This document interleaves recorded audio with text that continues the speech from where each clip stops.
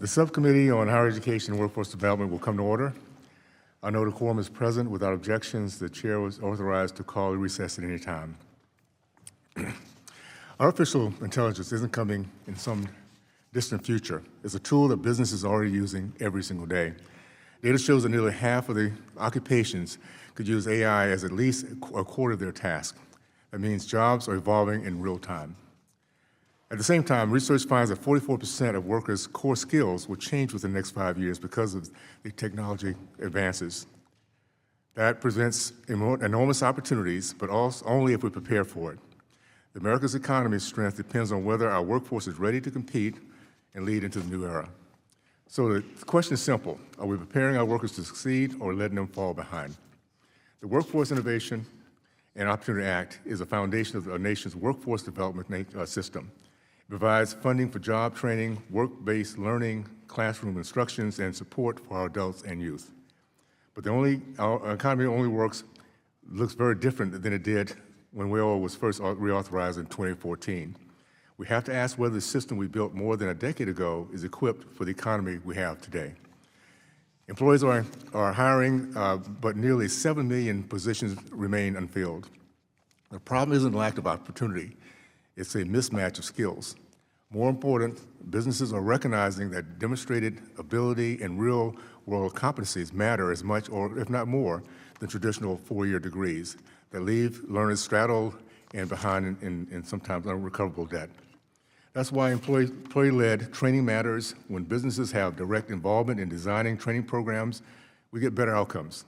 Many employee-led or employee-involved models allow Americans to earn while they learn. These models build practical skills tied to real jobs, and they ensure taxpayer dollars produce measurable results. AI is going to automate some tasks, but also create new ones. An AI-ready America won't happen by accident. It will happen when we align training with the real job demands, remove barriers to employee participation, and hold programs accountable for results.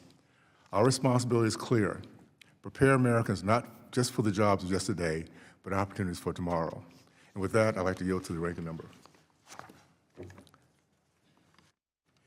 Thank you, Mr. Chairman, and I want to thank our witnesses for being with us today.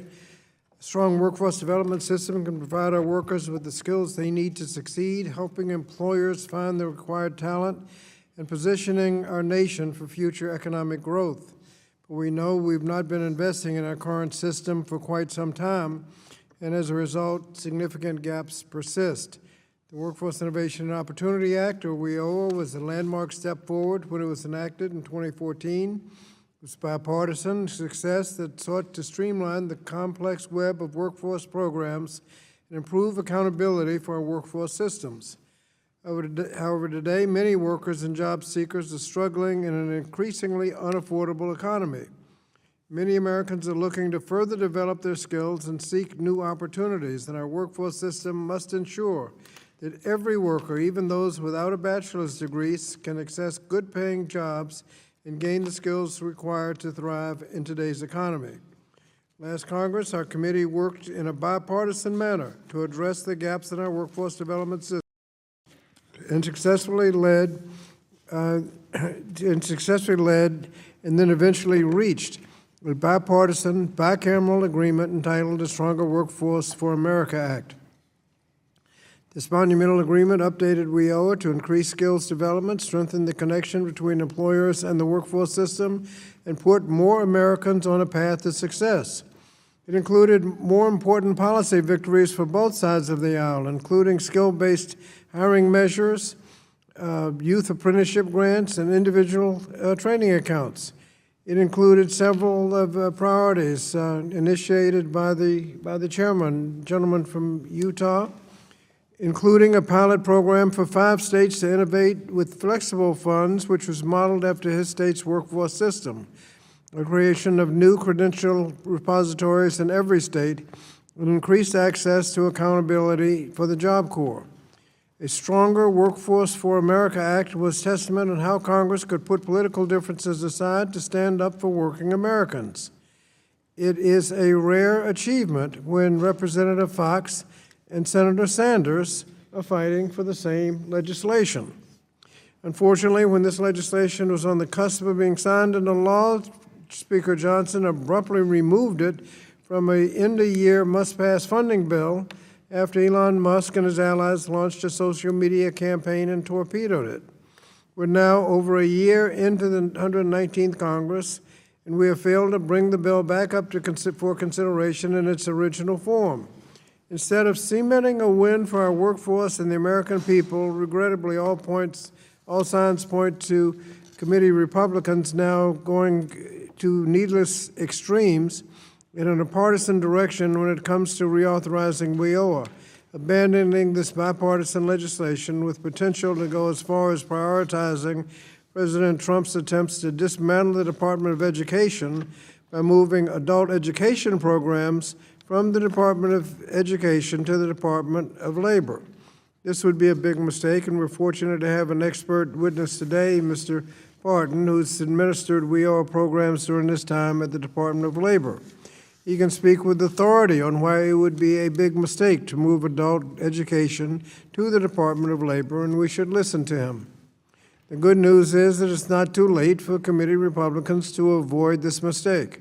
It's not too late for committee Republicans to show the committee that the committee refuses to put ideology ahead of what's best for the country's workforce development system and those workers and employers in our districts who rely on it. And it's not too late for committee Republicans to take the path that the committee Democrats believed we should have taken over a year ago, because it's not too late to advance the Stronger Workforce for America Act and to renew our commitment to making it a law. It's not too late to do that, but it's up to our Republican friends to decide what comes next. With that, Mr. Chairman, I yield back. Thank you.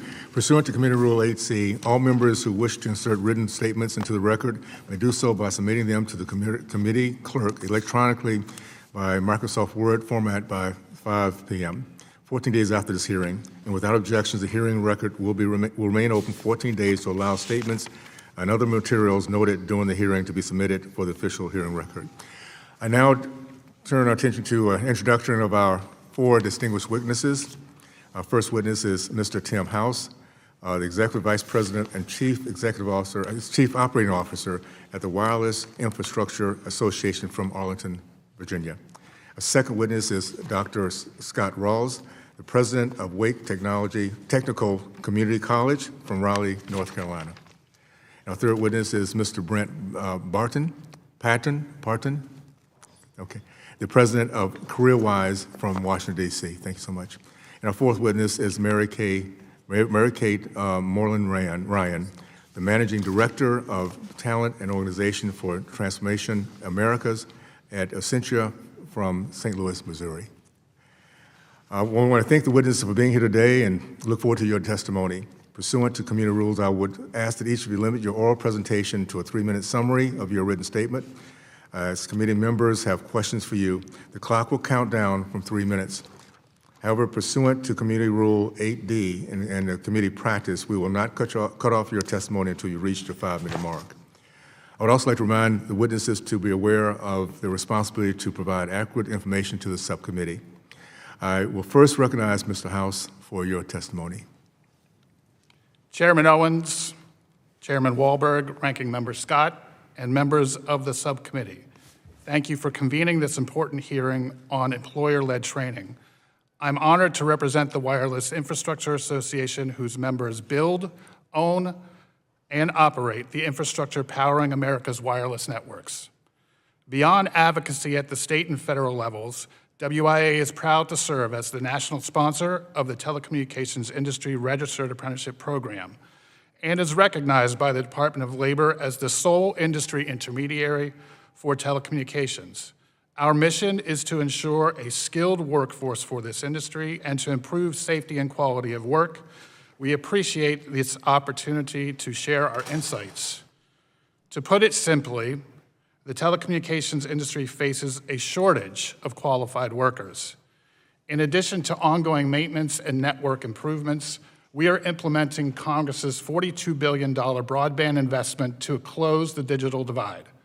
This work coincides with the rise of AI, which depends on widespread connectivity. A February 2026 Citigroup report forecasts $3 trillion will be spent on AI infrastructure by 2030. All these factors signal a sharp and sustained increase in demand for skilled telecommunications professionals. WIA and the telecommunications industry have worked for years to address this workforce challenge. Our registered apprenticeship program now includes over 100 employers across 16 occupations and has helped more than 7,000 apprentices start meaningful careers. WIA has further acted as an industry intermediary within the sector partnership framework for developing relevant curriculum for the broadband workforce. We spearheaded training and education partnerships with higher education and career and technical education institutions across the country. If there is one takeaway from my participation today, it is the value of industry intermediaries for workforce development initiatives. Registered apprenticeship coordinated with employers target the skills needed for high-demand fields like broadband and AI. These programs grow the talent pool, equip participants with practical skills, and support long-term careers. By blending classroom learning and on-the-job training, participants advance by demonstrating competency. WIA enthusiastically supports the President's executive order to prepare Americans for high-paying skilled trades and the goal of enrolling 1 million new registered apprentices. Despite the real progress our industry has made, current efforts alone will not meet the demand that is coming. WIOA reauthorization is a genuine opportunity to change that. By preserving state flexibility, explicitly supporting registered apprenticeships and employer-led training, and encouraging the sector partnership model that has already proven its effectiveness, this Congress can deliver the policy foundation our workforce needs. When paired with complementary federal investments, including NTIA deploying remaining BEAD funds towards workforce development, these steps would go a long way towards ensuring America has the skilled, credentialed workforce that this moment demands. The infrastructure ambitions of this nation are within reach, and the workforce to build it should be too.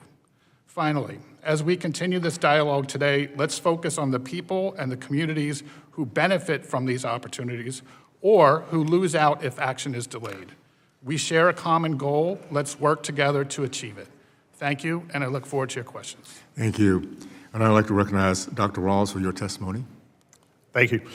Chairman Owens, Ranking Member Scott, members of the committee, thank you for inviting me to discuss building an AI-ready workforce and strengthening employer-led training. My name is Scott Ralls. I'm president of Wake Technical Community College. We're the largest community college in North Carolina, serving approximately 75,000 degree and non-degree students. ChatGPT refers to Wake Tech as a workforce engine for our region, aligning education, industry, and economic development. And we're also frequently cited as a leading apprenticeship college with 170 local employer apprenticeship partners in sectors that range from skilled trades to biotech to healthcare.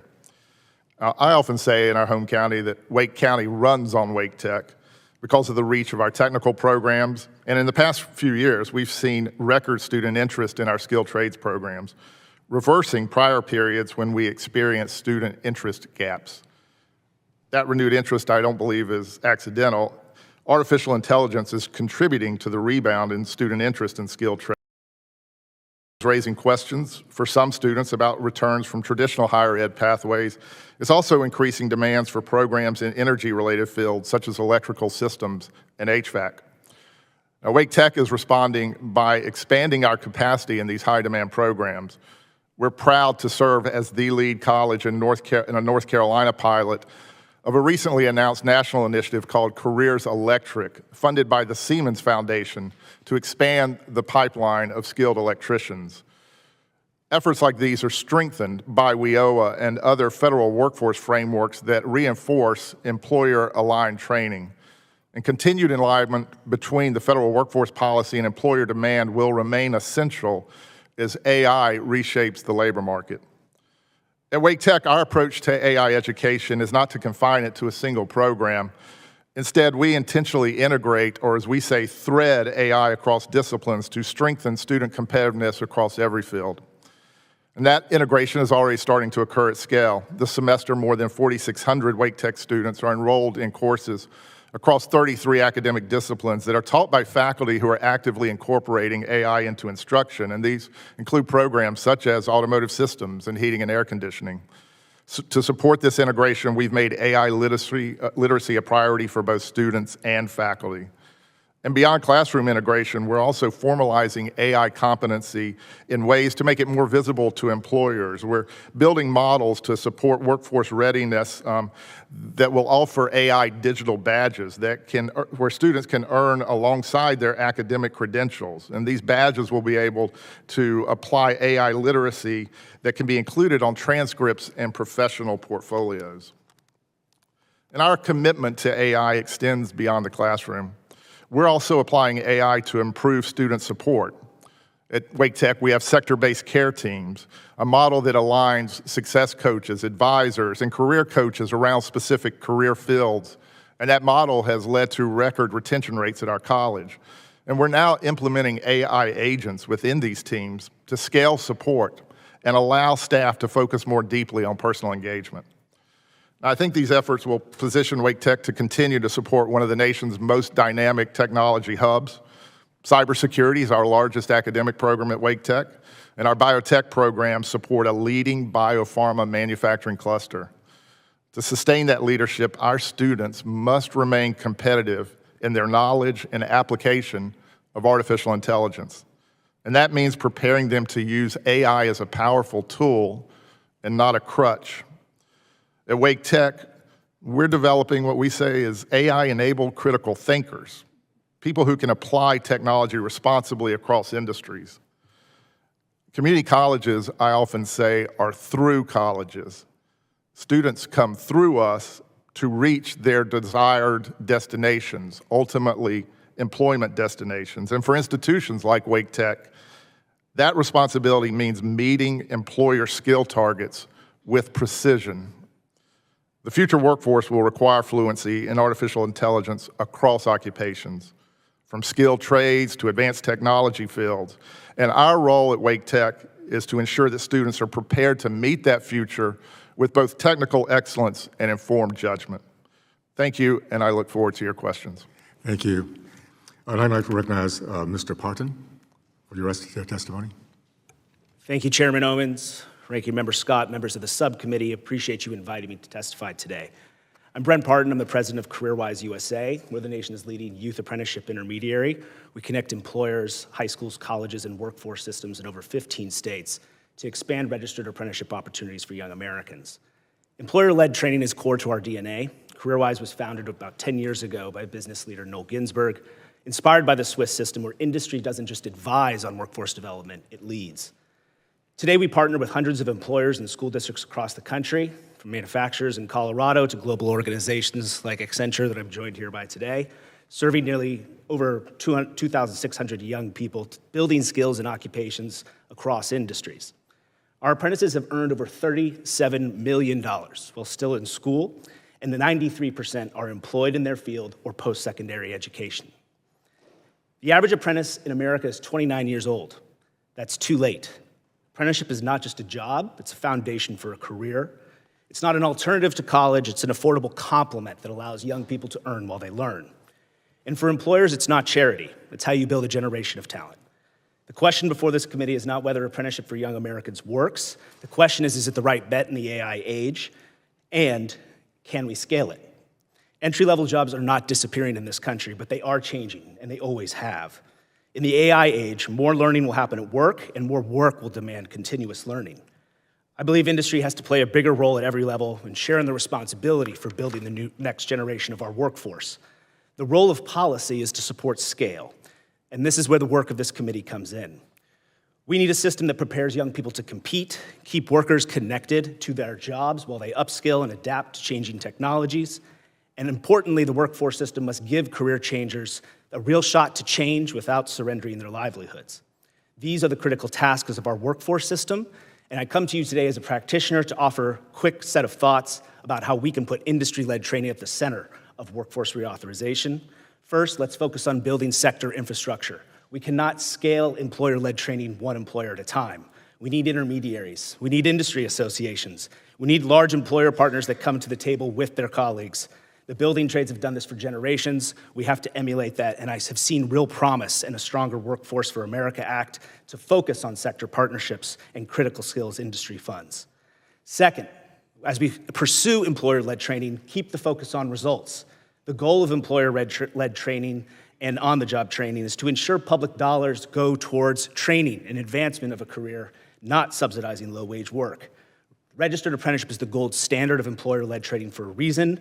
The National Apprenticeship Act and its reauthorization could offer a really critical framework for scaling employer-led training across industries. Credential registries and learning employment records are also critical for ensuring the quality of employer-led training so that young people, as well as workers, can support their mobility in their careers from employer to employer. Finally, I urge the committee to keep the attention on youth. AI is rewriting the first rungs of the career ladder, but it is not eliminating it. We at CareerWise focus on what we call the Launchpad decade, those first 10 years of a young person's life from 16 to 26 that can shape their economic and social trajectories for years to come. As was youth apprenticeship readiness grants that we strongly support, put real emphasis on youth apprenticeship as a core strategy, as well as more paid work-based learning for out-of-school youth as well along the way. We encourage you to double down on employer-led training for our young people. I'll conclude by saying throughout my years in this field, I've witnessed firsthand the absence of action at time to take great steps to strengthen our workforce system in the face of great crises and opportunities. I have seen how an under-resourced system can serve brittle in the face of pressures. But I've also seen extraordinary resilience. Workers striving to adapt, employers investing and innovating to build talent, educators changing the way they do work, like my good friend Dr. Ralls here. The need and the will is there. Let's build the system to match it. This committee has the solutions. These are not Republican solutions or Democratic solutions, they are American solutions. Reauthorize the Workforce Innovation Act, pursue the reauthorization of the National Apprenticeship Act to pursue its full promise, and focus also on reauthorizing the Carl Perkins Act and building bridges between our career tech ed programs and registered apprenticeships. Our country needs sustained, bipartisan focus on these issues at this critical moment, grounded in what works, but reimagining what's possible. CareerWise stands ready to work with you, and I appreciate the time today. Thank you. Thank you. I'd lastly like to recognize Ms. Morley Ryan for your testimony. Thank you. Chairman Wahlberg, Chairman Owens, Ranking Member Scott, and members of the subcommittee. My name is Mary Kate Morley Ryan, and it is my pleasure to speak to you today on behalf of Accenture. Accenture is a talent and innovation-led organization with 784,000 people operating at the center of enterprise AI adoption across every sector of the economy. From our experience, success with advanced AI requires equal investments in people, in learning, and the technology that they use. At Accenture, we develop our own people to be AI-ready, digitally fluent, and agile. And I help our clients do the same. I lead workforce transformation, technology, and change initiatives alongside our clients, partnering to shape the future of work. From my experience, to build an AI-ready workforce, employers must double down on the following 4 actions. First, cultivate a culture of continuous learning. Learning has to be at the heartbeat of the organization. The moment it stops, everything stops. It has to be constant, ever-present, and non-negotiable. For example, Accenture invests over $1 billion each year in our own learning and development of our people. In our last fiscal year, we delivered 47 million hours of focused on advanced AI skills.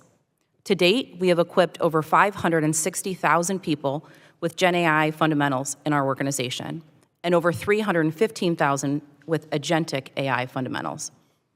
Second, employers need a plan for the future using skills and tasks, not just seats. Employers should not only focus on the number of workers, but also on the future skill needs for their organization. Annual workforce plans and job title hiring are yesterday's playbook. By 2030, employers expect 40% of workers' core skills to change. Defining the workforce of the future is not just an HR initiative, it's an enterprise-wide strategic imperative with people, skills, and tasks at the core. And third, we need to meet the moment with work-based learning, developing talent at the speed that technology demands. You can't learn to swim from outside the pool. At some point, you have to jump in the water. Apprenticeships and work-based learning programs put people in the water, where real skill building happens. Traditional apprenticeships have primarily focused on the trades, but apprenticeships have tremendous potential to prepare people to use emerging technology like artificial intelligence in critical areas like manufacturing. And last, employers need to make AI literacy, an imperative, not an option. AI literacy can't be an add-on course. It must be encoded into the DNA of an organization.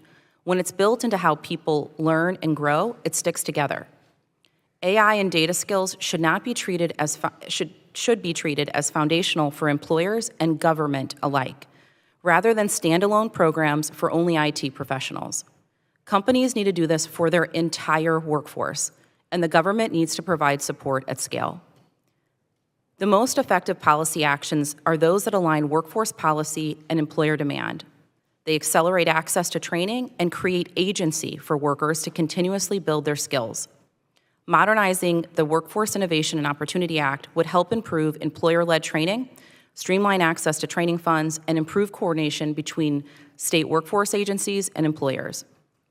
Modernization would reduce delays associated with program approval and reimbursement while bringing processes related to the eligible training provider list in line with the evolving technological changes we see every day. Additionally, policies encouraging the development of portable digital skills passports is a step forward to modernizing our public workforce system. I believe the challenge before us is not simply to prepare the next generation of workers, but to equip today's workforce with the skills to adapt, advance, and thrive as AI reshapes tasks across every sector of our economy. I so look forward to your questions today. Thank you.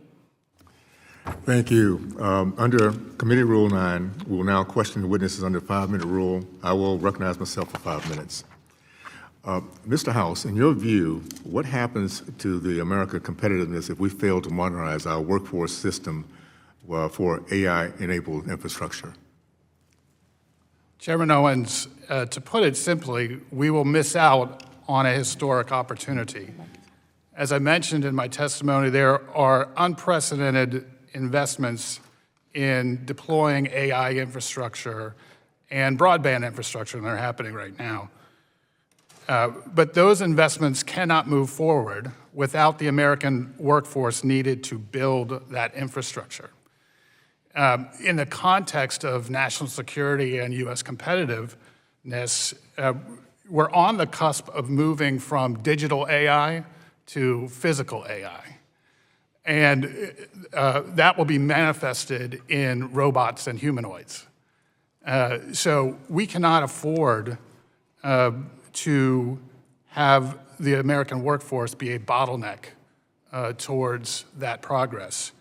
I think foreign competitors and indeed our adversaries are working to enhance those sectors. And so we must ensure that American technological leadership, by investing in opportunities to grow this critical workforce. Thank you. Dr. Ralls, are you seeing any interesting trends when it comes to specific skill demands from learners?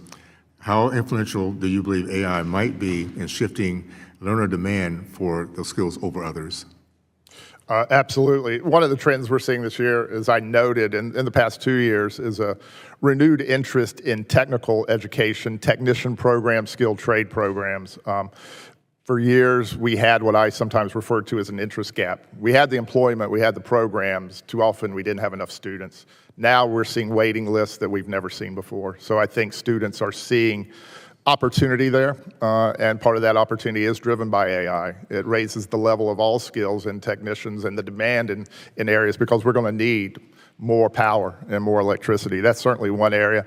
I think students also are looking for opportunities that allow not just either or, but both, the ands, and so that's something that we strive for. Short-term programs, but also short-term programs that can walk into degree programs and lead not to just a job, but lead to economic mobility, and that's a strive for us at Wake Tech in building what we refer to as ladders for opportunity.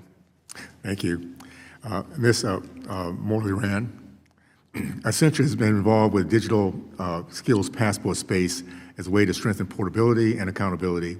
How could interoperable employer-validated credentials improve alignment between training investments and the labor market demand? Great question. Thank you. I mean, it provides transparency, right? I think the biggest thing is it provides transparency across the employers and the workers that they're seeking. And we see it in the private sector all the time, right? Having a skills profile, Accenture has that for every one of our employees globally. And we use that to staff our jobs and our roles internally. Having that available at the state and federal level would be an outstanding step forward. Thank you. I would now like to recognize my friend from Connecticut, Mr. Courtney. Thank you, Mr. Chairman, and thank you to the witnesses for being here. Mr. Parton, as Acting Assistant Secretary for the Employment Training Administration during the prior administration, you oversaw most of the workforce development at DOL that invested billions of grant funding for job training each year. Last year, in their effort to dismantle the Department of Education, the Trump administration used interagency agreements to move several large programs authorized under the Education Department to ETA. In particular, it moved the career and technical programs over to ETA, programs under the Office of Elementary and Secondary Education to ETA, and programs under the Office of Post-Secondary Education to ETA. Do you think ETA has the capacity to administer all these programs? Incredibly proud of my time at ETA, and a lot of that has to do with working with the incredible public servants within that agency. ETA has a big mission. It's construction worker, really trying to build opportunity, but it's also firefighter, overseeing a lot of programs that serve people on their worst days when they lose their jobs. And so when we think about the scope of responsibilities, whether that's supporting opportunities for youth, whether that's supporting upskilling for workers, it's a huge breadth of opportunities. The agency, I believe, always works to its great maximum in terms of its letter of its authority, in terms of the resources it has. But I believe for the scope of the mission in front of it has been long under-resourced, as our public workforce system at the state and local level has as well.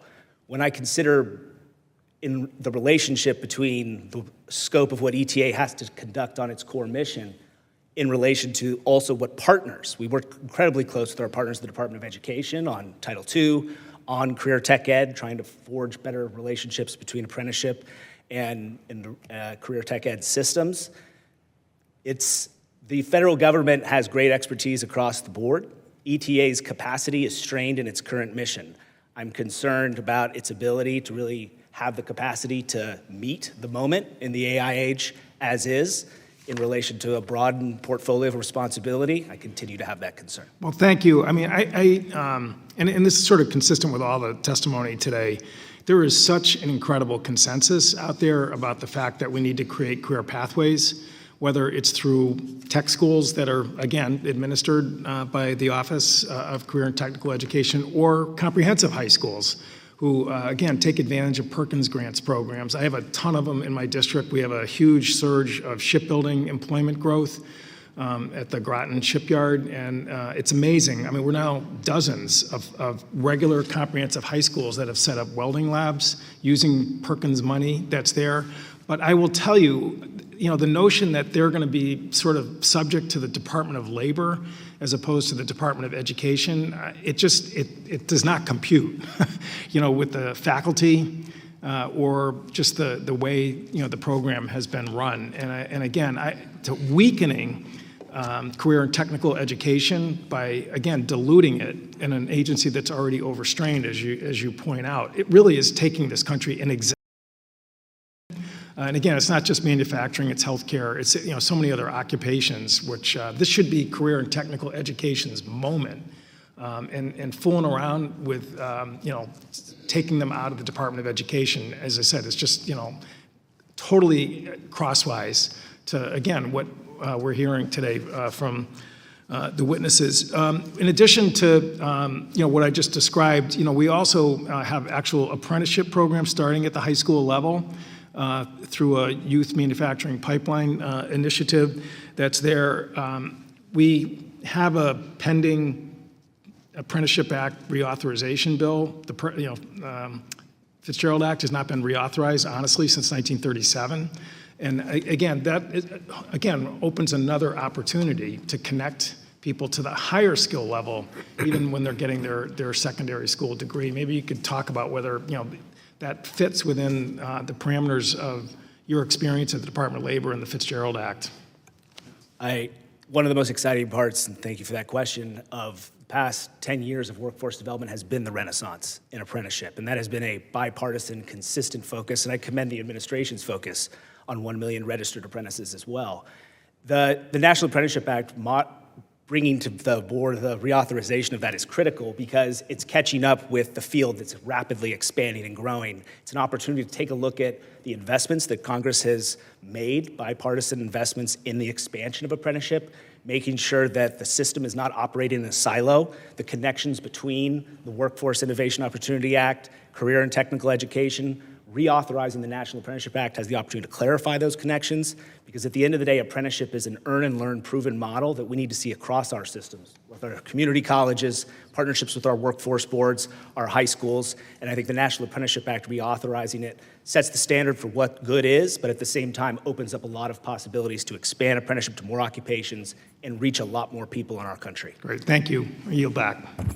Thank you. I'd now like to recognize the chairman of the full committee, my friend from Michigan, Chairman Walberg. Thank you, Mr. Chairman, and thanks to the panel for being here. Ms. Morley Ryan, Accenture, as we know, works with companies around the world, specifically in adopting AI, and I sure appreciate the 4 need areas that you laid out very clearly. How quickly are workforce skill demands shifting across industries? Every second. Thank you for that question. Skills are changing. I think the half-life of skills now is less than 5 years. Yeah. So, the core skills that employers think they need in 2030, 40% of those are going to change. There are going to be consistent skills, though, that we're going to see, no matter what. Critical thinking, curiosity, collaboration.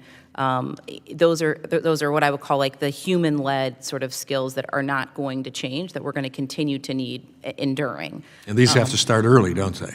Exactly. Yeah, early education. And what's special about our country, as I've also advised other countries on this topic, is that they come to the United States because we have entrepreneurs, we are innovative, we are curious, we collaborate, we go for the big, we shoot for the moon, right? And I would say, other countries have asked me, how can we have that sort of American spirit, honestly, in our place? We have the money, we have the funding, we've done, what their versions of apprenticeship acts, we've done, essentially digital skills passports, right? But how do we get that sort of energy and culture, frankly? And so I want to share that we have that in our country, and we need to allow spaces to scale that and codify that from a workforce development perspective. And certainly foster that more, relish it, and encourage it. Yes. And accept the fact that we have our challenges, but America still is a place that has that in our DNA. Let's not waste it. Thank you. Yeah. Mr. House, we know that many wireless jobs, which are expanding all the time, don't require a 4-year degree, or sadly 6-year degree that we see so often now. How can employer-directed training further advance skills first hiring in your sector? Because the technical competence has to be there, even though it may not need that 4-year degree. Agreed. As an industry intermediary, WIA typically sits at the intersection of employer need and training design.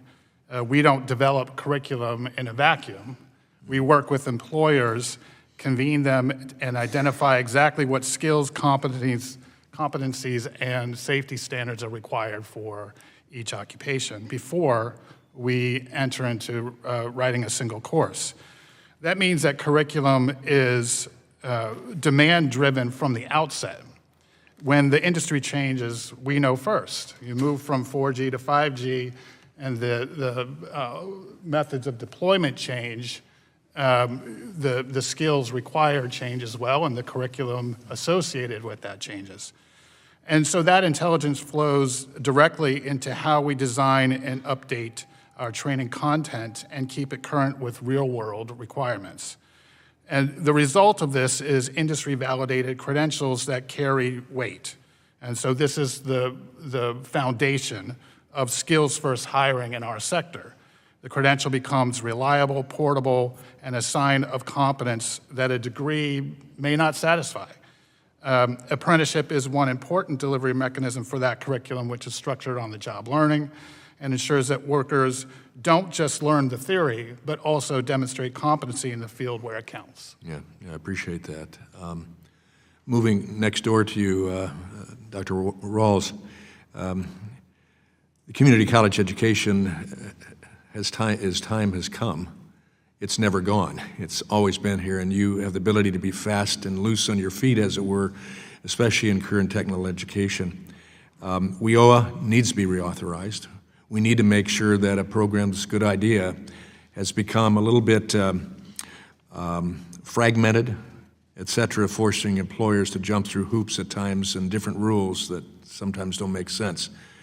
Can you give a concrete example of how that fragmentation slows down or blocks employer participation? Well, speaking from the ground, I can tell you where sometimes I see that. I can see that sometimes for employers, understanding who is eligible for WIOA-based support and who is not is sometimes a challenge in working in customized training areas. I think sometimes for people who are in practitioner roles, and this is for people who are in WIOA positions with workforce boards as well as community colleges, one of our challenges sometimes is we're really all focused on wanting ultimately employment outcomes.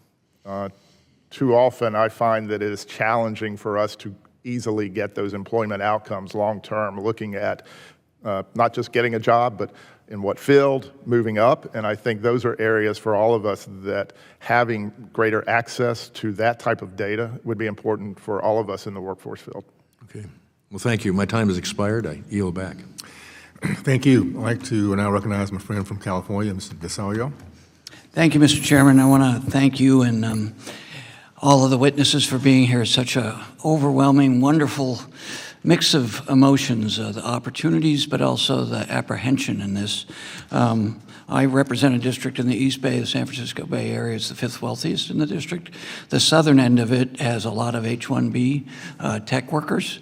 The northern end is traditional refining. It's interesting in terms of workforce investment, two industries that are changing rapidly. So the northern end, one of the 5 refineries is closing. 2 of them are spending billions of dollars going into transitional fuel. And a lot of the operational things are changing from steel workers, the traditional positions and building trades, to more efficient uses. But getting that right and training people is a real challenge. And then the southern end, because we're getting so many layoffs in the tech field, we've got H-1B workers who are there, who are adding a lot of value and aren't replaceable, but what do we do with them? Anecdotally, as I was coming back from the national labs, looking at what they're doing there, extraordinary investments on AI, mostly with DOE grants, and then going down onto the campus to meet with the Labor Institute to talk about their research and the challenges in the workforce, particularly in that workforce, the tech industry. And then lastly, I was driving home and I stopped, my microwave had broken, went in to buy a new microwave, and the salesman, we had a moment, we were chatting, and I said, "How long have you worked here?" And he said, 3 months. I said, "What'd you do before?" He said, "I work for a tech company." So he went from, I didn't get into the details, but being a tech worker to being a retail worker, and it was quite demonstrative between national labs with people who are doing Nobel Prize work to workers that trying to do research on how do you work with WIOA to prepare for the workforce in the future in very different traditional fuels. At the counter of a Best Buy. So, Mr. Parton, there are individual things we can do, like for the H-1B, individual training accounts where together we can partner with employers in this kind of world. Are they of value? And the danger is, to the chairman's comment, is being too fragmental and too incremental in a world that's changing so dramatically. So are those the kind of transitions where we can keep the best and the brightest that have come to this country with great opportunities and we've gotten a great benefit from, but transition them and use their talents in a way that benefits Americans? Thank you for the question. I think you described something, and as a Bay Area native myself, it's not one region, but it's a bigger picture that how AI will impact a labor market will not be one experience for any one industry sector and one worker. I think what you described about how even within a large region, there's sub-regional trends in terms of how this technology is going to create different jobs, but have an adverse impact on others. I think it's really critical when we think about our policies and the individual funds that are there to support individuals to transition and find new opportunities and careers, that we are also using our federal dollars to support what I would call the critical sector-based infrastructure that's needed to manage these transitions, that's able to actually take the skills of someone who's in one field and apply it to another. And I'll just quickly describe this connection between both what we would traditionally call technicians in trades and technology is one of the most important emerging trends, I believe, that we need to seize the opportunity on, whether that's the focus on reindustrialization or the reality that humans in the loop and how they take their skills and apply those new technologies. That's the power of AI, to create productivity gains, competitiveness for American manufacturing and production that is really critical for what these new opportunities would look like. Having the software engineer stand next to the manufacturing technician is something that was once what I think a lot of the work in manufacturing looked like, with the skilled workers and the engineers standing next to each other. I think your point about how you can take folks with tech skills, find ways to deploy them in other industry sectors, we're doing that with our work in CareerWise, how AI is impacting healthcare delivery. I think that's critical, but we have to build this infrastructure of sector-based partnerships. That's not a one employer at a time solution. That is something I think Aswell really put an emphasis on. That's something that has been an unfunded mandate that we need to deal with in our workforce system. Yeah, sitting here, I'm actually less apprehensive and still apprehensive about the traditional building trade sort of steelworker than I am about people with graduate degrees. Because you can see it in the layoffs and the tech companies saying, well, we're going to replace all these people, but I'm not sure where that connection is. And I'm not sure for that population the level of anxiety is demonstrated in that anecdotal story we are helping with in what we're doing with the Workforce Investment Act. Although having said that, I think, and Mr. Chairman and Ranking Member, I do think we've worked together really well, and I hope we would continue to do that with a sense of urgency. Thank you. Thank you so much. Now I'd like to recognize my friend from Guam, Mr. Moreland. Thank you, Mr. Chairman. Thanks to our witnesses. Obviously, you really made it pretty clear. The age of AI is here, and it's not going away. And now you're coming before us, and it's really helpful to see what Congress should do to include some tailored support for small, especially rural businesses, and how we want to make that employer-driven training that we need to provide them. And to do that, you mentioned reauthorization of WIOA as well, and we should be focusing on the targeted approaches and avoiding this one-size-fits-all. So we need to do this quickly, as you mentioned, and for our support of our small businesses, our rural, remote communities, especially territories, like the island of Guam, and being in the second island chain in this Indo-Pacific area. And what we need to do is to support our national defense, train our workforce, and get everybody ready for the defense of our nation and the protection of our communities. So, Dr. Ralls, think of having the ability to have flexible funding and how this would enhance, or you can enhance the emerging industries like enhancing cybersecurity or AI. Thank you for the question. For us at a community college, ultimately, I think our superpowers, we have to be nimble. We have to move in different directions, and at different times, we will see different programs that are emerging in different ways. For us right now, the jobs in healthcare, the jobs in technician areas, that's where we put a lot of investment. So for us at the community college level, having that type of flexibility is important so we can respond to the trends of the day. I think that's where employer-led becomes so important, because for us, ultimately, it's about hitting targets.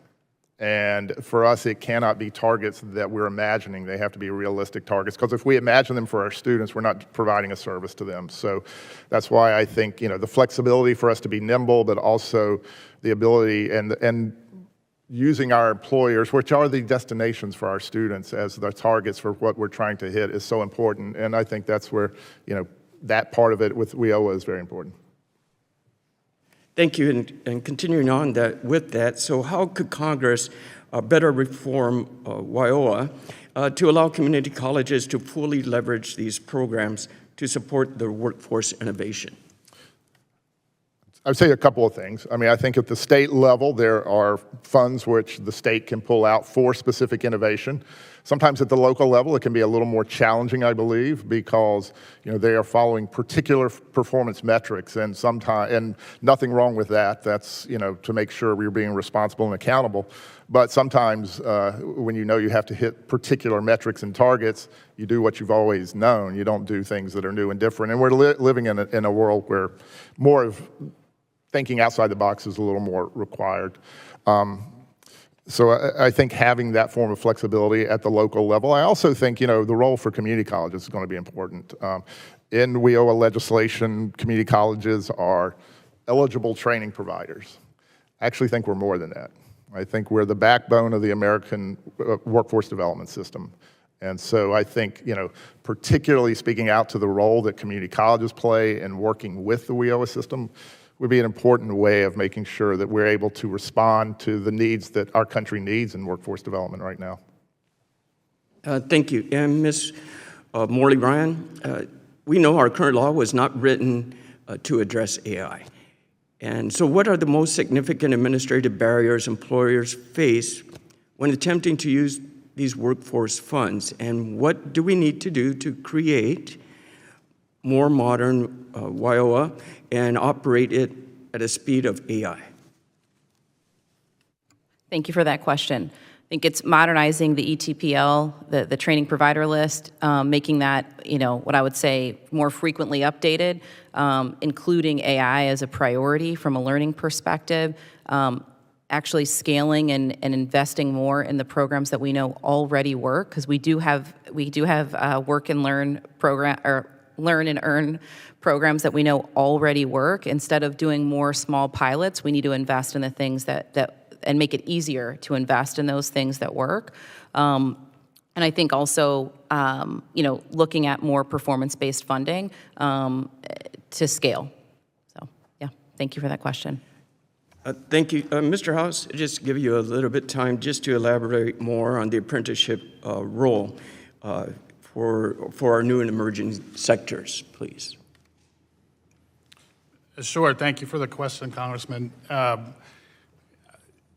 Our experience as an industry intermediary and national sponsor of apprenticeship is that we can work very closely with a rapidly changing industry and meet what our employer needs by addressing related technical instruction, co-creating curriculum that would support earn while you learn and training on the job. And we found that in doing so, and with registered apprenticeship being a world-renowned, time-tested system. Thank you very much, sir. Thank you, Mr. Chairman. Thank you, witnesses. Thank you. I would like to recognize my friend from Georgia, Ms. Macbeth. Thank you, Mr. Chairman. Thank you to the ranking member Adams and to our witnesses for taking the time with us to be with us today. I have already read your testimonies. The quickest way to strengthen employer-led training for AI and other growing sectors of our economy is to pass the bipartisan Stronger Workforce for America Act and increase funding for workforce development programs that are proven to get Americans to good jobs and to keep them. Almost every decent job requires some sort of credential, certificate, or degree beyond a high school diploma. And most will require workers to gain skills as they advance in their careers. Despite the fact that most Americans do not go to college, the federal government spends only a fraction on workforce development and on-the-job training programs compared to what they spend on our university systems. Congress must support job training and workforce development programs the same way that it supports our university systems. The fact of the matter is that you do not have to go to college to be successful. It certainly helps, but it's not the only path to a good life. Congress sends the opposite message to the American people with these vastly different funding levels. Part of the reason why there's so much loan debt is because Americans have been told by both parties and our society for years that the only way that they can be successful is to go to college. Students were told that if they just got a 4-year college degree, that the jobs would be there. But oftentimes we see every single day those jobs are not there. And since most Americans can't afford to go to college on their own, they turn to loans. And the less money you have, the riskier you are to give a loan, to be given a loan, meaning the only way to get one is to work with lenders offering predatory interest rates as high as 15 and 20%, pushing contracts that are easy to sign but next to impossible for these students to pay off.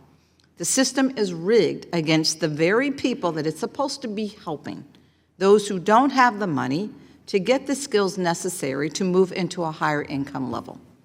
It's a cycle, and it never ends. And it never ends because Congress, yes, my colleagues and I, we allow it to continue. We should be using this time to mark up the Stronger Workforce for America Act, a package of bills that this committee has been trying to get done since before I came to Congress 7 years ago. A package of bills that's sponsored by members from both parties, including the TRAIN Act, my bill to authorize and improve the Strengthening Community College Training Grant that provides hundreds of millions of dollars to over 200 community colleges around the country to support sector partnerships between schools and employers in fields like advanced manufacturing and AI.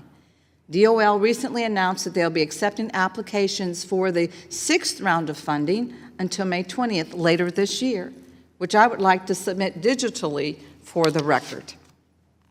No objection. No objection. Thank you. Dr. Ralls, can you briefly talk about why it is so important for Congress to authorize and maintain funding for community colleges through federal programs like the Strengthening Community Colleges Training Act? Well, thank you for the question. As I said before, I do believe, I'm a little biased, that community colleges are the backbone of the American workforce development system.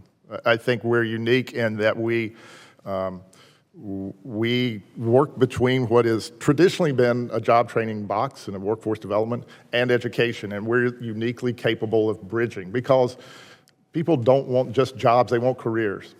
They want the opportunity to be able to quickly get a job, but then to take skills and move them into education and then to move up and get promotions. And I think community colleges are uniquely created to be nimble, to bridge the traditional worlds of workforce development and higher education.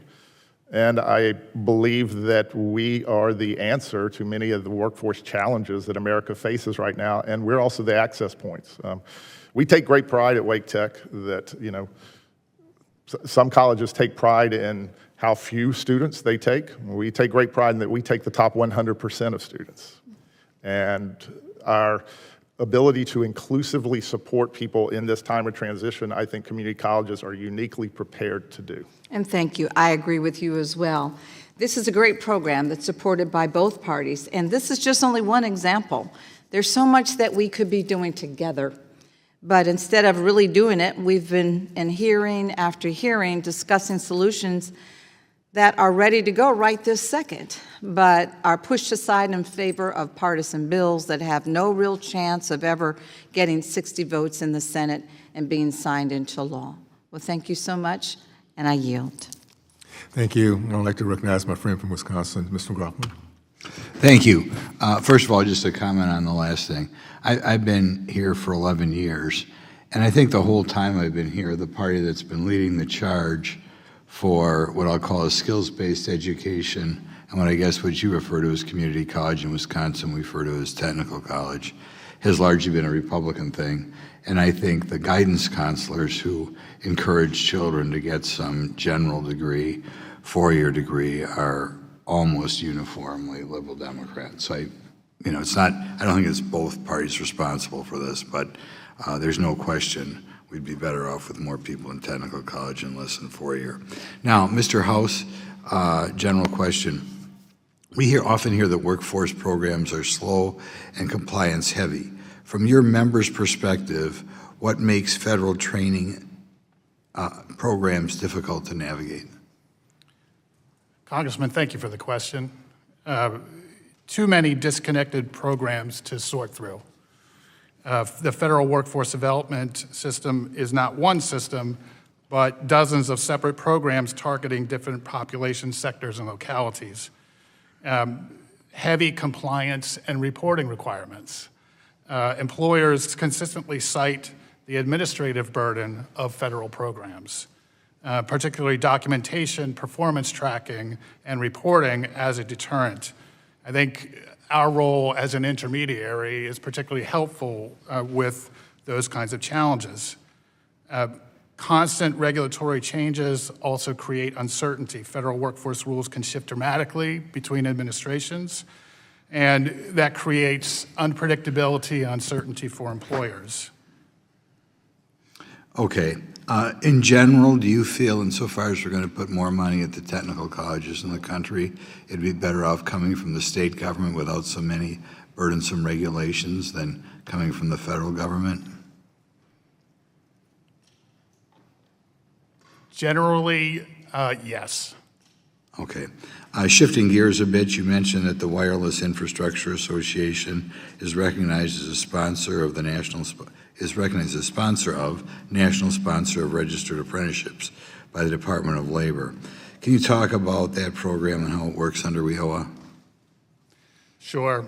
I can talk about the program in the sense that it has rapidly expanded in a very short period of time. We've been able to scale it from 0 occupations to 16 occupations. We have 113 now participating employers, and over 7,000 apprentices have moved through the program. I think it's a great success story. Our employers, however, choose not to pursue funding through WIOA because of some of the administrative burdens that I just mentioned. So our experience with WIOA for participants in that program is limited because of the exact feedback that we got around these burdens. Okay, next question is maybe a little repetitive, but, and this is for Dr. Ralls. Are there administrative requirements under WIOA that slow down innovation at the local level? For me, at the community colleges, we don't receive direct funding from WIOA, but I do know at WIOA sometimes there is challenges. As I mentioned before, the performance requirements oftentimes speak to process and not ultimate outcomes. That's a challenge for all of us in being able to determine what are the ultimate employment goals that we're trying to achieve, what's the mobility, what's the wage progression. And so I do think there are challenges that WIOA faces, but we all face in that regard as well. Okay, just one more general comment on the differences between a four-year university and what in Wisconsin we call a technical college. It's sometimes inferred that a four-year university isn't for everybody, like not everybody could graduate. I think right now we have dumbed down the requirements for a four-year degree such that anybody can get a four-year degree. And when I think of some of the people who have them, quite frankly, back home that I've met, I would almost say that anybody can get a master's degree. Right? And when you look at some of the technical college degrees, nursing, for example, welding, I think there are a lot of people in society who don't have the natural skills to be able to do that. So right now, I would say it shows more if you can get a technical college degree with skills than some vague communication arts type of degree on a four-year level. Those are the people who anybody passes. In the tech college, you really have to learn something. So, Mr. Chairman. Thank you. I'd like to now recognize my friend from Arizona, Ms. Grijalva. Thank you, Mr. Chairman. Today we're focused on building an AI-ready workforce through employer-led training and innovative apprenticeship pathways. But this committee has already produced a bipartisan blueprint to do just that. Last Congress, a Stronger Workforce for America Act was passed by a vote of 378 to 26, a historic consensus on how to modernize our workforce system for the challenges ahead. The tools were clear: mandatory investments in youth apprenticeships, stronger employer-led training models, and sector partnership designed to respond to dynamically to labor market shifts, including AI-driven disruption. The question before us today is not whether we know what works, it's whether we will follow through. If ASWA had been enacted, the lower income communities would likely have benefited in several structural, if not programmatic ways. The bill wasn't simply about training, it was about realigning the workforce system towards wage mobility, employer demand, and mandatory investment stability. For districts like mine, it would have meant paid apprenticeships for our students, predictable workforce funding for local providers, and real partnerships between Southern Arizona employers and educators, creating pathways to high-skill, high-wage jobs that many families in our community urgently need. Because if we fail to scale what works, lower-income communities will feel the consequences first. Mr. Parton, given your experience in scaling apprenticeships at CareerWise and your prior leadership at the U.S. Department of Labor, I'd like to ask you directly whether these reforms represent the kind of adaptive capacity workers need to thrive in an AI economy. Yes. Yeah. The Youth Apprenticeship Readiness Grants, for example, for an organization like ours that works closely with industry as well as education partners to set up these innovative apprenticeship pathways, would have been a down payment and a serious commitment from the nation to the future of our young people, that you don't have to choose between work or college, but you have a clear earn and learn path that leads to not just a job, but a career. Yeah, it was in ASWA that $65 million was included in mandatory funding for the Youth Apprenticeship Readiness Grant, and I know that that would have made huge impacts in our communities. From your experience at CareerWise, and based on what you have seen in the field, what are the essential components of high-quality youth apprenticeship programs, and how important is sustained federal investment like YARG in ensuring that these programs serve both students and employers effectively? What sets, I think, youth apprenticeship apart from other types of job training is that it's industry-led, not industry-advised. It's built around a job and a real career. But I think what's critical to recognize is through our apprenticeships that start in high school, often juniors or seniors or right after they graduate, young people are earning while they learn. They're learning skills on the job, but they're also earning post-secondary credentials, college credit, in some cases degrees. North Carolina, where Dr. Ralls comes from, has been a leader in this space. The partnership we have with Accenture is not just building skills, but actually using those day to day, not having to take out debt, and most importantly, being able to make informed decisions about where they want to go with their future, about if they want to invest in higher education, where do they want to invest, and that work experience to launch their career is really critical. And giving them the opportunity to explore those careers while they're in high school gives them that flexibility to well, maybe this isn't what I want to do, and let me focus on something else. Based on your experience, are sector partnerships one of the most effective employer-led tools we have in preparing workers for technological disruption? And what risks do we take if Congress fails to codify them? Thank you for that. Again, the short answer is yes. You spoke already well to the fact that many questions have come up about how to integrate all these different funding streams or how to deal with the different realities in one community, one industry versus another. The answer is building this infrastructure that can be nimble. The employers are at the table, the education partners are at the table, but it's about this infrastructure for how we scale employer-led training. We cannot sell our way to scale. We cannot do this one employer at a time. We need these durable industry partnerships that can be nimble and that can ensure that there's clear signals about how we use these various sources of funds to the best impact. Yeah, and I think that we all have examples in our own communities of how these youth apprenticeship programs have worked, but they're one-off ones. It's a certain school that works with a certain company, and when we provide the infrastructure support federally, it allows the flexibility for everyone to be able to do what we know works. And so I hope we'll continue to act with that in mind. Thank you, and I yield back. Thank you. I'd like to recognize my friend from Missouri, Ms. Donder. Thank you, Mr. Chairman, and thank you to the witnesses for appearing here today. I'm very interested in what our nation's workforce development system can do to meet the moment regarding AI training. AI has enormous potential in many different areas of our economy as long as employees possess the skills to unlock that potential.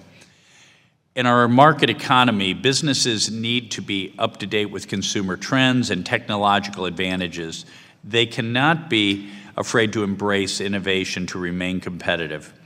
However, there is a learning curve for employers and employees in AI-exposed industries and occupations who wish to adopt AI. Some small business owners and workers may not be as tech-savvy as others and risk being left behind. In Missouri, a company's AI usage has increased dramatically over the past 2.5 years. In September 2023, 3.1% of Missouri employers reported using AI. By July 2025, that figure had more than tripled to 10.5%, exceeding the national average.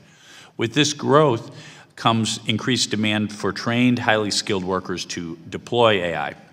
There's also an increased demand for AI workers, engineers, and electrical workers. As AI continues to expand, American employers and employees need effective and continual AI training to remain competitive. AI could provide more high-paying jobs and could be a net job creator for our country, but our workforce development system must ensure American workers are qualified for these new job opportunities. Ms. Ryan, I'm aware that Missouri already has some great AI success stories. From your perspective, what are some examples of effective employer education AI partnerships in Missouri that can be that are successful at keeping pace with AI development, and what can we policymakers learn from those success stories? Thank you for the question. Yeah, I'm not going to speak exactly to my clients or specific employers. Just I want to make sure I have their permission. But I would say what we see in financial services and professional services right now is some of what I talked about in my opening statement. This sort of, AI fluency for all of their employees, and then tiered fluency at different levels depending on the role. Healthcare is actually moving the fastest in Missouri. I think that might be part of it, since we have so many nationwide healthcare headquarters in the state. And it's out of necessity to serve folks both in urban areas, but also rural areas. So I would say healthcare is a space to look to, where we see, work and learn, or learn and earn programs, apprenticeship programs, as well as people moving up from a wage perspective.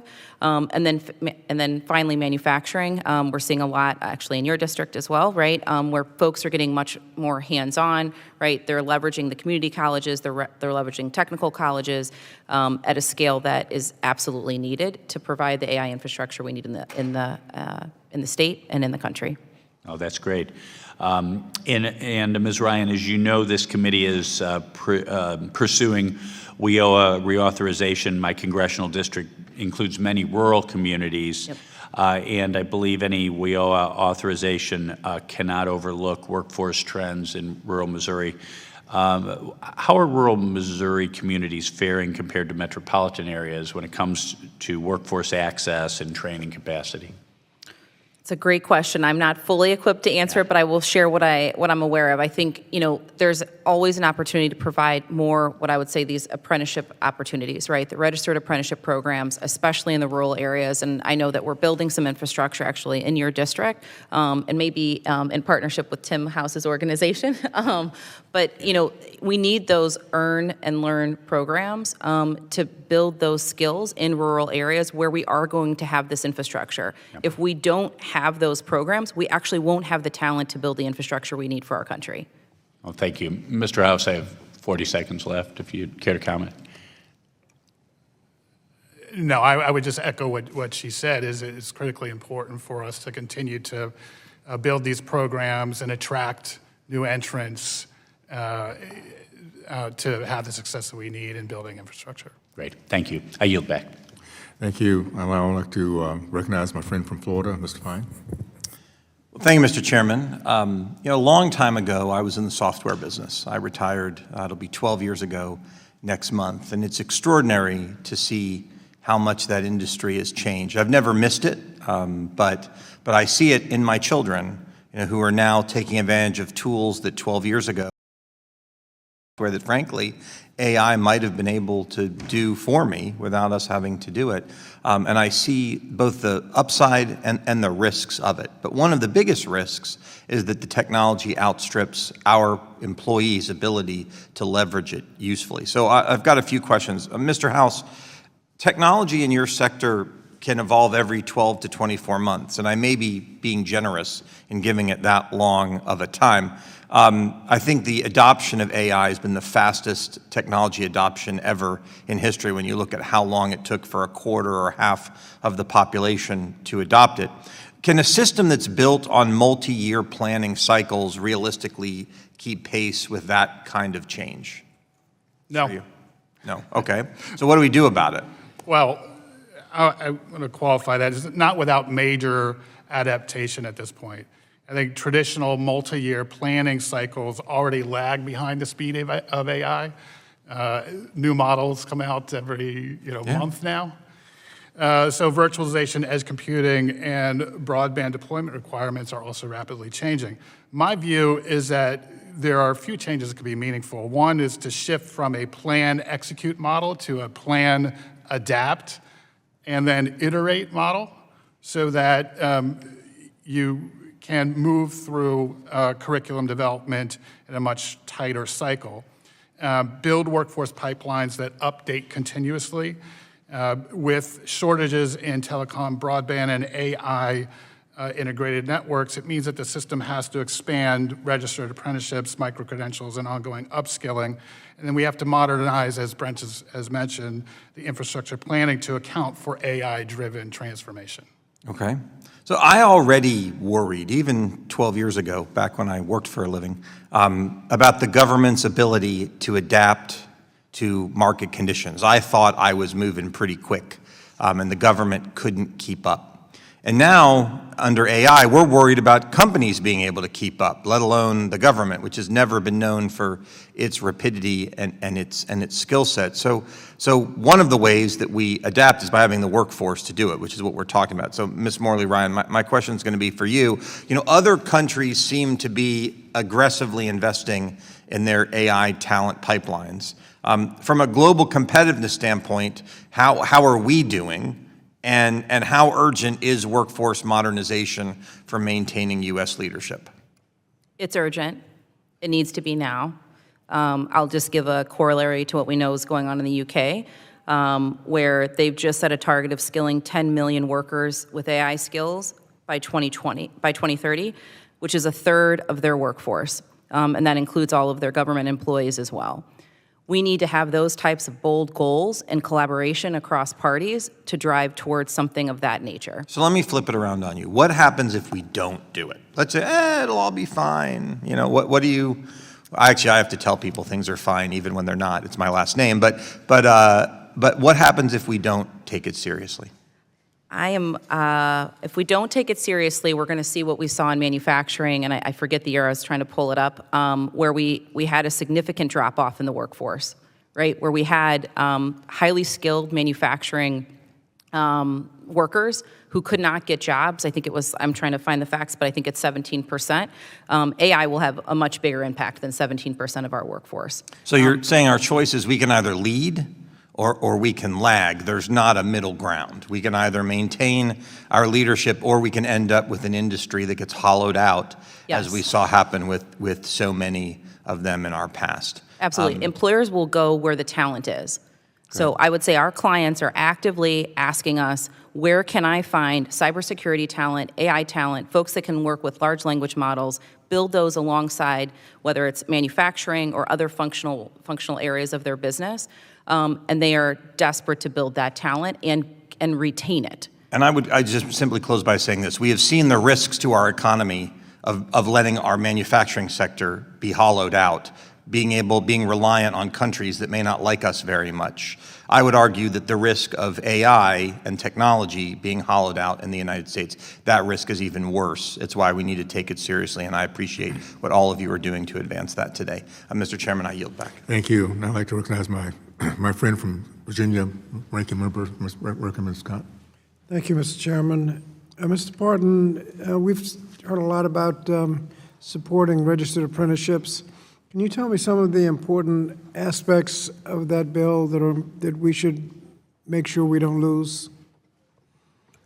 The National Apprenticeship Act, when it was first passed, was a couple of paragraphs. And since then, the registered apprenticeship system has really been overseen through regulation. The National Apprenticeship Act that this committee and Congress has considered, I think, meets the moment in the sense that, on one hand, it makes clear how Congress's investments in apprenticeship can support the capacity of states to play a leadership role in apprenticeship. It clarifies the linkages between registered apprenticeship, our workforce system, our career and tech ed systems, as well as youth apprenticeship models. The National Apprenticeship Act also, I think, provides critical stability and security about what an apprenticeship is or how new flexibilities can be pursued by industry sector, but it does not leave that to the whims of any one administration or regulation that can change. It clarifies what the rules of the games are and lets the world innovate within it. The last thing I'll say is it recognizes the roles of intermediaries, which can be community colleges, industry associations.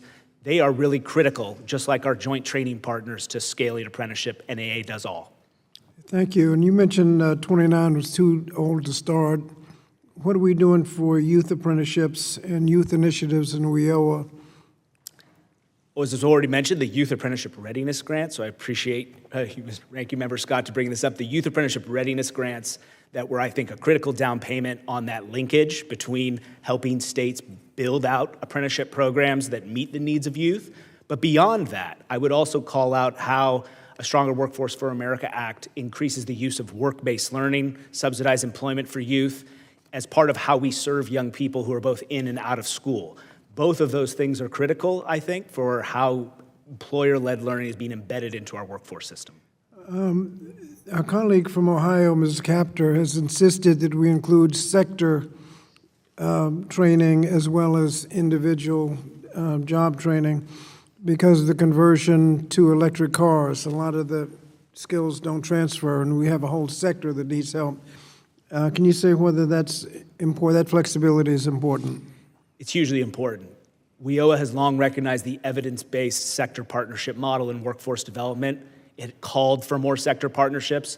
I think ASWA took the important step to actually put the money where the mouth is behind that. The critical industry skills funds that gave flexibility for states to establish those, how to use and increase the governor's reserve to increase sector partnerships is critical. I will just say as an intermediary, employers do not look at their workforce through just a youth lens, just an incumbent worker lens, or how their workforce needs to change. Sector partnerships are an infrastructure that lets them meet all needs.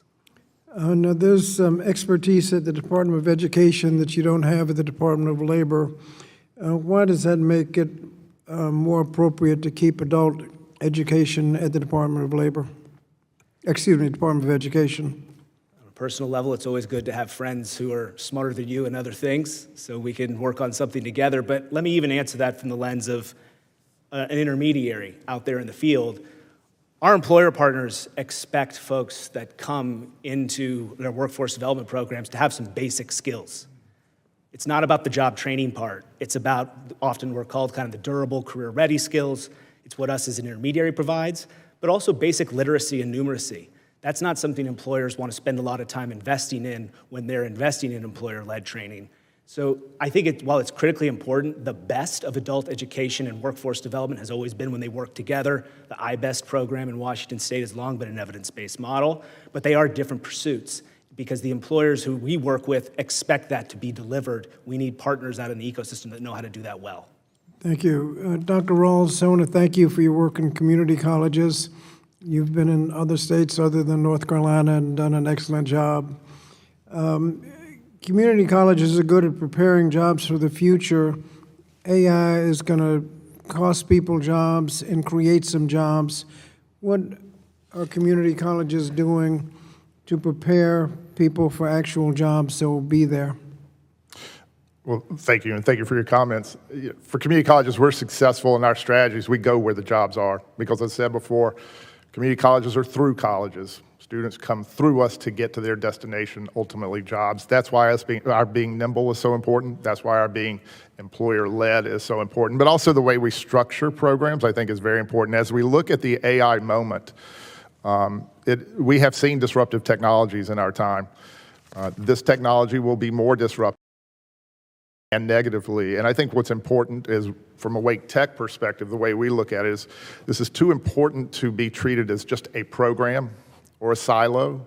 It has to be threaded across, and we have to make sure we're preparing all of our students across multiple disciplines, and that's why we are threading AI literacy into multiple different programs across Wake Tech. I think that's the strength of community colleges because we have a breadth of programming that we do across community colleges. We have strengths in our own areas because we're locally based, but we work across program areas. And I think the AI moment in the United States demands threading it throughout multiple workforce and programmatic areas. And community colleges, I think, are uniquely prepared to do that. Thank you, Mr. Chairman. Thank you. I'd like to now recognize my friend from California, Mr. Colley. Thank you, Mr. Chair. Thanks for convening this hearing on such an incredibly important, challenging topic. Ms. Morley Ryan, I know that kind of the hallmark of what Accenture is doing right now is being kind of as up to date as possible in the midst of this rapid transformation and advancement in the capability of AI models that we're seeing. I can't imagine how difficult that task must be since, whatever training you might have provided 3 months ago is woefully out of date today. Could you just tell us a little bit about how you try to do that in a way that's, helping the workforce adapt? Absolutely. Thank you for that question. I would say what we're seeing our clients do and what we're partnering with them on that's working the best is actually having their workers be a part of defining future state processes and future state workflows. So they're along, if you will, for the ride of where the company is choosing to go. And so when they're a part of that process change and they're a part of choosing technology that they're going to work with, they're much more bought in and they're able to use that and we're able to see what I would say double-digit productivity gains, right, for those organizations. From a keeping people up to date, I think the apprenticeship and work-based learning model is the best model because it's the only way where you're in the flow of work, learning, and as things are changing, you're changing with it. So those are what we see be the best. I think the other thing that, and I mentioned earlier, is that employers that are providing AI fluency and digital fluency training for all of their workforce, regardless of if they're quote unquote in an IT professional job, is critical, so that people have the same language to talk about where the organization is going. I would say finally, the other piece is for the folks that are getting those productivity gains.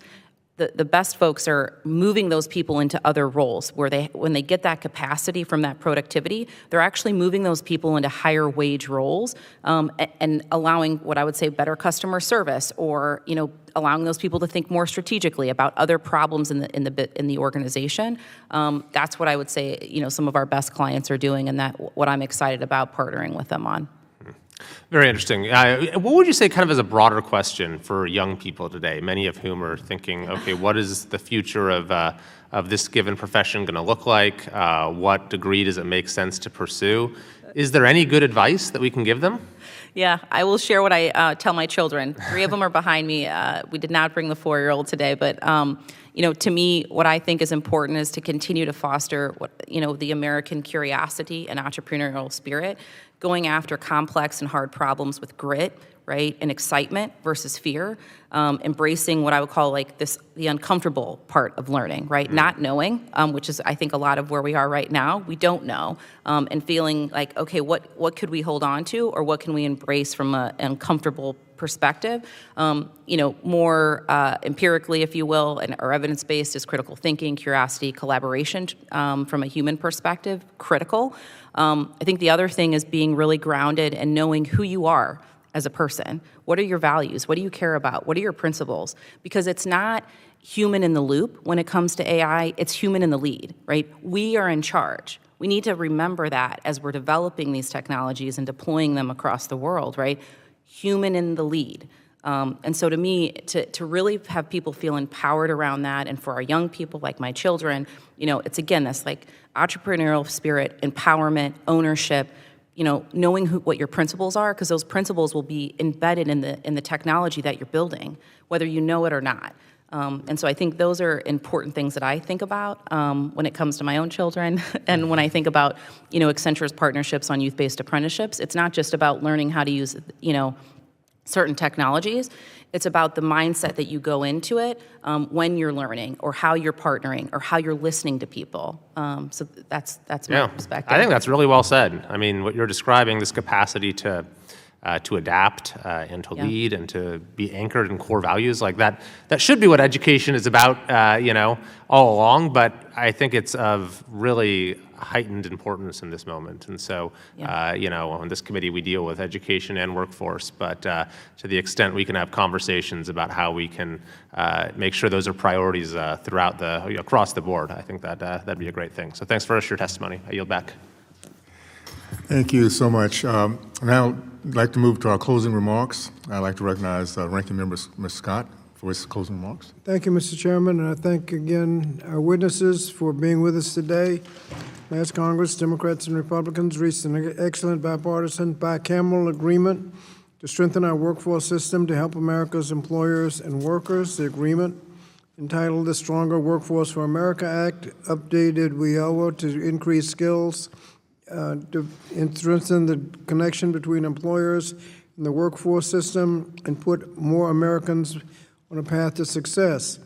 Bill has the flexibility to incorporate the challenges of artificial intelligence that we've heard today, so I urge my colleagues to renew their commitment to a Stronger Workforce for America Act and reject any partisan-fueled endeavor that has no chance of becoming law. We have an opportunity to deliver on the promise to create opportunity and upward mobility for working families, and we should deliver on that promise. So thank you for the opportunity to discuss the future of the Workforce Innovation and Opportunity Act. Mr. Chairman, and I yield back the balance of my time. Thank you. First of all, I want to thank each and every one of you guys. This is a remarkable timing. It's a paradigm shift we needed to get to for a long time ago. And Ms. Marley Rand, thank you. First of all, for bringing your kids here. This is how our country will get back to the promise that we've always had. And I love not only the way you start off talking about the dream, the culture. We have something so unique here, something we take for granted. The reason why I have the greatest middle class is because we can dream, we can risk, we can get back up and go at it again, and then tell our kids how to do the same thing so they stand on our shoulders. And I think that's the greatest promise we have with our country, is what you've just kind of highlighted. We've always believed the next generation stand on our shoulders, be better than we were. And we kind of dropped the ball for a while. I was looking at a study, the kids born in 1940s, there was a 90% chance they were gonna out-earn their parents by the time they grew up. Well, in 1980, that dropped to 50%. So we had lost the promise, the mission, and this is how we bring it back, not only with new technology, but putting the character we need, putting our principles, our values into that process, and knowing that we're really working to make sure our kids are living a better life. Not just that we're making more money, but our kids can actually stand on our shoulders, take our legacy of our name and our mission and be excited about that. So I can't say enough about how excited about what you're talking about here. I'll say finally, we're getting back to return on investment. You know, the time we put in, the work, the money, we should be having much bigger dreams when it's all said and done, not less. We should be more excited about the obstacles we'll be facing. So AI is a great opportunity. I think more importantly is the way we approach it.